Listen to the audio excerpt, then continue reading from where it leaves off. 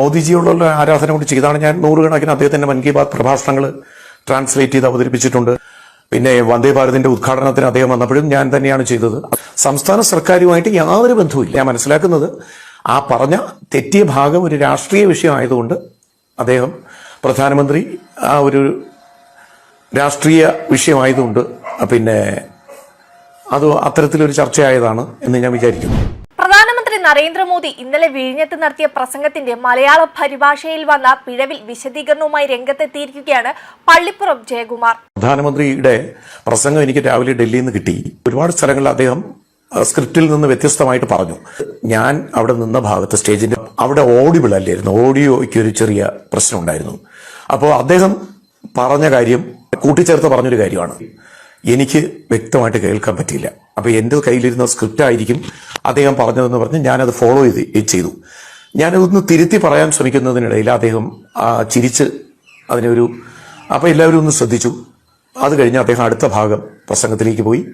പിന്നെ വീണ്ടും ഞാൻ അതിനകത്ത് തിരുത്താൻ നിന്നില്ല. കുഡ് നോട്ട് റീച്ച് എന്ന് അദ്ദേഹം പറയുന്നുണ്ട്. എത്താൻ പറ്റിയില്ല എന്ന് പറഞ്ഞു. എന്നിട്ട് ആണ് അടുത്ത ഭാഗം പറയുന്നു. ഞാൻ പ്രസംഗം ട്രാൻസ്ലേറ്റ് ചെയ്യുന്നു.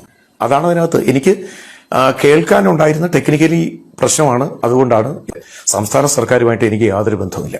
സംസ്ഥാന സർക്കാരിന്റെ ഒരു പഞ്ചായത്ത് മെമ്പർ പോലും ഞാനുമായിട്ട് ബന്ധപ്പെട്ടവരില്ല. ഞാൻ ബേസിക്കലി ഒരു പാർട്ടിയുമായിട്ട് ബന്ധമുണ്ടെങ്കിൽ അത് BJP ആണ്. ഞങ്ങളുടെ കുടുംബം മൊത്തം BJP ആണ്. മോദിജിയോടുള്ള ആരാധന കൊണ്ട് ചെയ്താണ്. ഞാൻ നൂറുകണക്കിന് അദ്ദേഹത്തിന്റെ മൻ കി ബാത് പ്രഭാഷണങ്ങൾ ട്രാൻസ്ലേറ്റ് ചെയ്ത് അവതരിപ്പിച്ചിട്ടുണ്ട്. പിന്നെ വന്ദേ ഭാരതിന്റെ ഉദ്ഘാടനത്തിന് അദ്ദേഹം വന്നപ്പോഴും ഞാൻ തന്നെയാണ് ചെയ്തത്.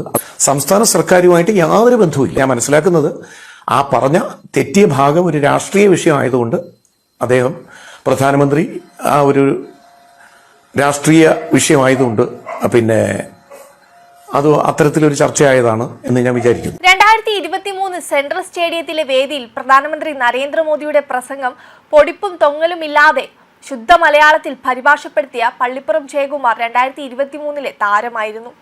11 വർഷമായി പ്രധാനമന്ത്രിയുടെ മൻ കി ബാത് മലയാളത്തിലേക്ക് പരിഭാഷപ്പെടുത്തുന്ന ജയകുമാറിനെ സംഘാടകർ അന്ന് മോദിക്ക് പരിചയപ്പെടുത്തുകയും ചെയ്തു. നല്ല ശബ്ദമാണെന്ന് പറഞ്ഞ് മോദി അഭിനന്ദിക്കുകയും ചെയ്തു. ആ പള്ളിപ്പുറം ജയകുമാറാണ് വിഴിഞ്ഞത്ത് മോദിയുടെ പ്രസംഗത്തിലെ കാതലായ ഭാഗം പരിഭാഷ ചെയ്യാതെ വിട്ടുകളഞ്ഞത് എന്ന രീതിയിലാണ് വിമർശനം ഉയർന്നത്. അദ്ദേഹത്തിന്റെ വിശദീകരണം ഇങ്ങനെയായിരുന്നു. ഇന്നലെ പ്രധാനമന്ത്രിയുടെ 45 മിനിറ്റിലേറെ നീണ്ട പ്രസംഗത്തിൽ അദ്ദേഹം മുൻകൂട്ടി നൽകിയിരുന്ന പ്രസംഗത്തിനൊപ്പം നിരവധി സ്ഥലങ്ങളിൽ പുതിയ വിഷയങ്ങളും ഉൾപ്പെടുത്തി. നിലവിൽ എന്റെ കയ്യിലുള്ള പ്രസംഗ ഭാഗം വിവർത്തനം ചെയ്ത ശേഷമാണ് പുതുതായി അദ്ദേഹം കൂട്ടിച്ചേർത്ത ഭാഗം വിവർത്തനം ചെയ്യേണ്ടത്. പ്രോട്ടോകോൾ പ്രകാരം ഒരു പേന പോലും ആ സമയത്ത് കയ്യിൽ കരുതാനാകില്ല. അതിനാലാണ് പ്രധാനമന്ത്രിയുടെ പ്രസംഗത്തിന്റെ അന്തസ്സത്ത് പരമാവധി നിലനിർത്താൻ ശ്രമിച്ചെങ്കിലും ഒരു ഭാഗം ശബ്ദ ക്രമീകരണത്തിലെ അപാകത കാരണം പ്രധാനമന്ത്രി പറഞ്ഞതിൽ നിന്ന് മാറ്റി പറഞ്ഞത്. തുടർന്ന് അദ്ദേഹം പറഞ്ഞില്ലെങ്കിലും എല്ലാവർക്കും മനസ്സിലായി എന്ന കമന്റോടെ ചിരിയോടെ പ്രധാനമന്ത്രി പ്രസംഗം തുടർന്നതിനാൽ എനിക്ക് തിരുത്താനുള്ള അവസരം ലഭിച്ചില്ല എന്നാണ് അദ്ദേഹം പറഞ്ഞത്. പ്രധാനമന്ത്രിയുടെ ആദ്യത്തെ മൻ കി ബാത് ദൂരദർശന് വേണ്ടി മലയാളത്തിൽ പരിഭാഷപ്പെടുത്താൻ നിയോഗിക്കപ്പെട്ടത് 2014 ഒക്ടോബർ 3-നാണ്. 2015 റിപ്പബ്ലിക് ദിനത്തിൽ മുഖ്യാതിഥിയായി എത്തിയ അന്നത്തെ അമേരിക്കൻ പ്രസിഡന്റ് ബറാക് ഒബാമ തലേന്ന് നടത്തിയ പ്രസംഗം ദൂരദർശന് വേണ്ടി മലയാളത്തിൽ പരിഭാഷപ്പെടുത്തിയതും ജയകുമാറായിരുന്നു. മൻ കി ബാത്തിന്റെ 100ാം എപ്പിസോഡിന്റെ പരിഭാഷയും നിർവഹിച്ചു. നേരത്തെ കേരള ഹിന്ദി പ്രചാര സഭയിലും കുറച്ചുകാലം അധ്യാപകനായിരുന്നു. ആകാശവാണിയിലെ എ ഗ്രേഡ് നാടക കലാകാരനാണ്. ശിശുക്ഷേമ സമിതിയിൽ ശിശുദിനാഘോഷത്തിന് തിരഞ്ഞെടുക്കപ്പെടുന്ന കുട്ടികളുടെ പ്രസംഗ പരിശീലകനുമാണ്.